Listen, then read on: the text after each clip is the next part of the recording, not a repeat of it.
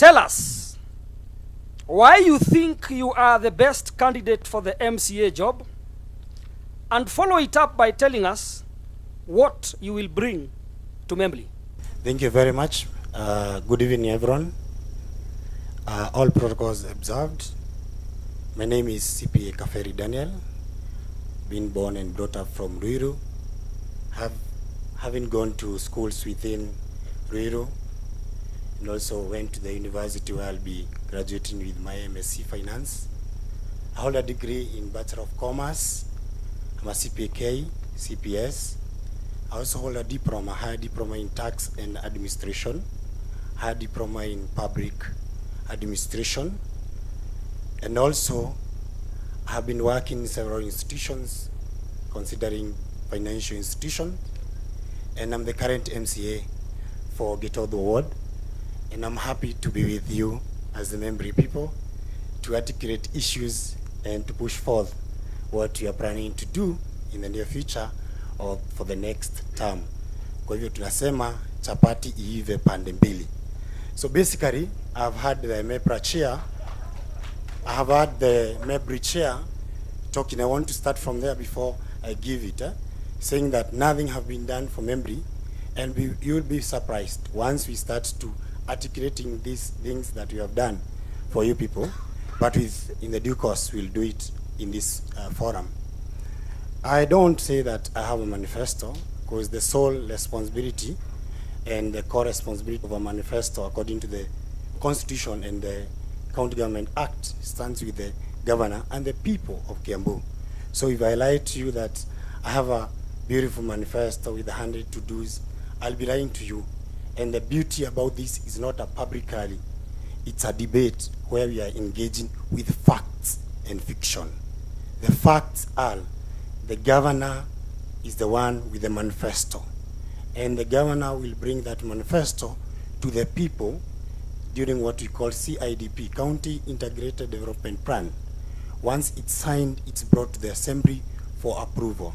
Once it's approved, that is where now we go for the development aspect within our county. So we'll be lying. We have 60 wards. If each and every MC have a manifesto, we'll be standing here lying to you and telling we'll do this and this and this. So for me, I have 4 pillars of development. 1, infrastructure and development. 2, water and sanitation, education, youth, and business. So when you talk about infrastructure, we have to consider the amount that we are doing within the KIAMBU County. And we are doing a budget, and in that budget you have to reconsider the amount that is being given. So the only thing I can seek from you is another chance so that we can finish the responsibility and the job that we started within MEMBLEY resident and GITOTHUA at large. We would like you to tell us how you intend to play your oversight role as far as planning is concerned, and make sure that MEMBLEY will still continue being a low density stroke medium density area. Of course, I know it means a lot where you have multi-dwelling units, because the population will be high. You might as well be looking for votes in those areas. But we still want to remain a low stroke medium density area. Thank you. About the illegal development within MEMBLEY, 1, what we need to do, we need a vibrant MEPRA.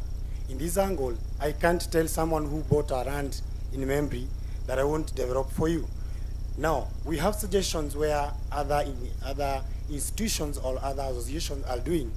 They subject the people who live within their association into signing into their agreement, to an extent whereby if they go against the agreement, then from there, it's between the two of them. Because number 2, if you go with the county government, they always approve. Then there is always an office within MEPRA that gives a leeway to the approved construction. So I'll be lying to you that I'll come physically and help you to demolish it. No, I'm giving you the fact that you should be vibrant as the MEPRA and bring issues that will help you out. I'll give you a scenario whereby we're having 2 properties, just the other side, Rolex and what have you. It went up to the court level. Why? Because they were committal. The guy had bought the land here. He He was doing his development and all that and that. So the only thing I can do is ensure that we sit down with the MEPRA people. We help them on coming up with a policy where each and every individual who lives within MEMBLEY can sign into it. Remember, some of our parents who bought those lands, they bought them when they were 30,000, 100,000, and maybe at the moment they are not able to develop them. That time we called this area Rolier, used to come and swim here. So we have to support those parents who have those lands by ensuring them and helping them to come up with at least building that accommodative to the residents. Thank you very much.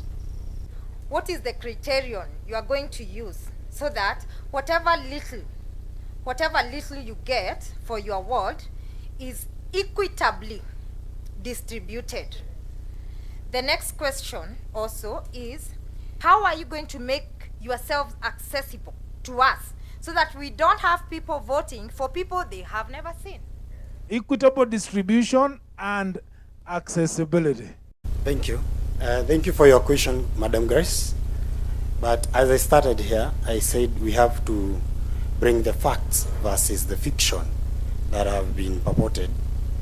And I'm here to at least put in order that is not in order. And once you say that nothing has been done in MEMBLEY, I wish I was asked what I've done in MEMBLEY. But yes, I will. So I will request, when you give me a platform of 3 or 5 minutes, I'll do that. But currently, let me answer on what I'll do for the MEMBLEY once I go on. I'm happy you have the chairman, MEPRA, who is a lawyer, and he can tell you the PFM Act, that is the Public Finance Act, stipulates very clear the amount that is supposed to go for development and recurrent. We did a budget of 16 billion. And out of that, the only money we are getting from the national government is 8 billion. 8 billion capital project, you are supposed to do 30%. Out of 30%, that is 2.4 billion. Out of 2.4 billion, you do 1.4 billion major project from the governor. It remains with 1 billion. If you divide equally 1 billion to all wards, you get 16 or 17 million. A kilometer of bitumen standard to be done here, the minimum quotation is 40 million. To do a feeder road, the minimum quotation for 3 kilometers is only 4 million. So, my fellow MEMBLEY people and GITOTHUA people, let's be fact on issue. Don't have any marries. Let's go on issue and articulate as they are. Let's prioritize things. If I did something on this side, you give me an opportunity, we forego this side and we go this side. I'll give you one as I go to sit. I'm the one who did 8 kilometers of sewer line within MEMBLEY. We launched it and we did it. I wish it's there, MEMBLEY. I will do it. I will demonstrate it. Yes, within MEMBLEY. Your time is up. Your time is up, Mheshimiwa. I will respond. Security is a challenge in this estate. We've been working together as a community to ensure we have security. At the road, I'm sure all of you have used our road here. You can see it's not been completed. For over 5 years, we've been working on this road. If you walk around there, you realize the bumps are sand or soil. Can you imagine soil bumps on tarmac? We have the internal roads. We realize as we visit GITOTHUA Ward on the other side, the roads are curb road and paved. MEMBLEY internal roads, we have none graveled, leave alone paved, none graveled. If you go to the other side of MEMBLEY, we are falling into trenches. So I don't know whether it's a drainage or sewer line that is being worked on, but things are left open. So cars are being collected from the trenches. What are you going to prioritize for MEMBLEY? We have lots of those, and security issues. We also needed to mention the lights. We have floodlights that we see in different parts of the ward. I don't think we see any floodlights in MEMBLEY, other than a few security lights that keep going off. Kindly help us understand how are you going to handle this and what are you going to prioritize for MEMBLEY residents. Thank you very much. Thank you, Grace. Priority. It's a question of what are you going to prioritize out of the many issues that we have. Thank you very much, MC. And once again, thank you, Madam Grace. And at least she's appreciating there are some work that have been done. The only thing I can say for MEMBLEY people, and as an honest person with facts, is that the only issue that I'll prioritize with you is ensuring the roads that we launched for tarmacking, which we advertised and tendered, they are done within this financial year or the next financial year. If you go to the budget, you'll see we are allocated for the so-called loads within my area. I was awarded 5 kilometers. We launched 3 kilometers within MEMBLEY, which were not done, and 2 kilometers the other side. We have already started the other side. The other 3 kilometers are supposed to be started within this financial year. So for me, that's a priority, and that's why I would seek for another term for you to push as a fact versus fiction. Thank you. What, as a group, what is each candidate behind me going to do for us as youth, which is going to improve our lives? There are football teams and basketball teams in MEMBLEY, and an upcoming volleyball team that plays at daycare. I have not seen or heard any of the aspirants discuss on how they're going to promote such things in MEMBLEY. We also want to hear what you people have planned when you sit in that seat. If you're going to get us jobs, or you're going to come up with initiatives that will promote job opportunities among the youth of MEMBLEY. What activities will you promote among the youth of MEMBLEY? We have a MEMBLEY Youth Association, and we want it revived. So if you're not going to promise us that, we're not voting for you as youth. On the issues of the youths, number one, we will ensure that we create a database to ensure how many people or youths are in this technical area or this graduate in this area, like we have been doing with others. And I want to say it categorically, even in MEMBLEY, I have 2, 3, 4, 5 youths. I can say they come to my office through database, and we promote them on getting opportunity where we get an opportunity that is available. The next point on youth, I'll challenge the MEPRA office. You create an opportunity, an office for the youth, whereby we can get their information. We need to get information that we have youths who have graduated. We have youths who have done A, B, C, D. Maybe at my level, maybe where we interact with them. That is the only opportunity I realize that he is a graduate, and give him an opportunity. How do you intend to deal with the alcohol and drug abuse menace? My response to that about the drug menace that we're having, the first thing is collaborate with the youth that are here and sit down with them and understand the issues in the first place. We do board games with them. We have to interact one-on-one so that we can know the exact problem that they're having. The second issue is we have public PPP, public-private partnership, where Tatu City is offering us services where our youths, you always go there and play rugby and all the other games as they try to train them on issue and effect of drugs. So we'll just collaborate with the youths who are available here and go on with them and at least understand the issues. Final one, about licenses, we will ensure that proper procedure is followed when we are giving licenses. Thank you very much. I'm Jambo Nijione. I'll be asking Mr. Kaberi, who is the sitting MCA. I think it squarely lies on him. But before I ask the question, I want to say that I expect our next MCA to be from here, the guys who are here. By the way, the MCA ako hapa, right? Hapa. Sijapita, ako hapa. And what I would challenge whoever comes in is to try to understand MEMBLEY. In my view, is that most people don't understand these estates. In fact, they have said clearly that it's very hard to get to us. By the way, on the contrary, this is the easiest place to deal with. Our issues are so few, except for the youth, because that's a big one.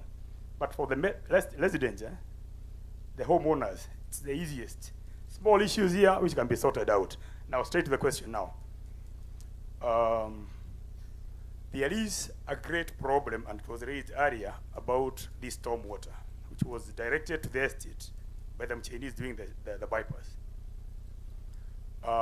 I have actually engaged the MCA, the sitting MCA in the past, and that's why I think I decided to ask him the question. What plans are there to channel all that water, because a lot of water, incidentally not just the water coming from the pipers, even from Tatu City there, all that water comes down here. Do you know that there are people who cannot get to their houses in Membley?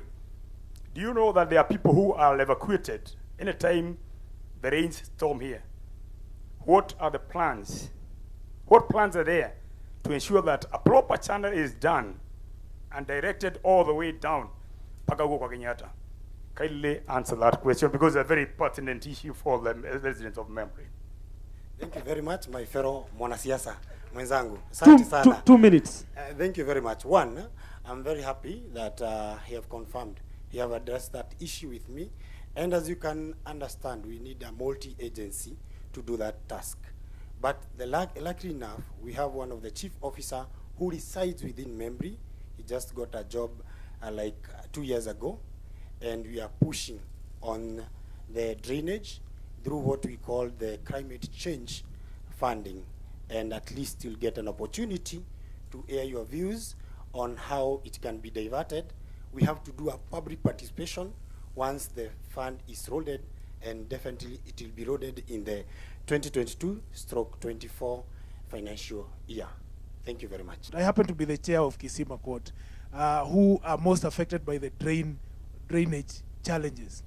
The question is, are you aware of the work that has been done so far to address that issue currently? And if so, what was your role in it? Thank you very much. I'm very aware of that, and my role in it, as we said, the 3 roles. The first thing I ensured, we sat down with individuals from MEPRA, and I'll mention them here, and we are trying to address the issue on how we could have diverted the China River from where it passed to another direction. Then we received a petition from Kisima, or the estate, objecting to the diversion, where the county government of Kiambu was awarding between 18 million to do the road, to do the drainage. Unfortunately, we did not do it, but currently the Kura that is doing the road have been engaged to do the drainage. Unfortunately, it's an open channel, and they are having issues and why they are leaving it very open. So we are having a challenge on why they should do an open drain where there are residents and kids residing within.